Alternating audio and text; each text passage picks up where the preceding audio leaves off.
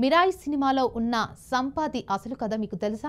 స్వయంగా గరుడనికి మేనల్లులు అయిన సంపాతి జటాయువు సూర్య మండలానికి చేరాలనే కోరికతో ఎవరు ముందు వెళ్తారో అని పందెం వేసుకున్నారు.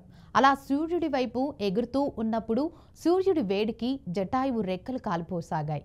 అది గమనించిన సంపాతి తన రెక్కల్ని అడ్డుపెట్టి జటాయువుని రక్షించాడు.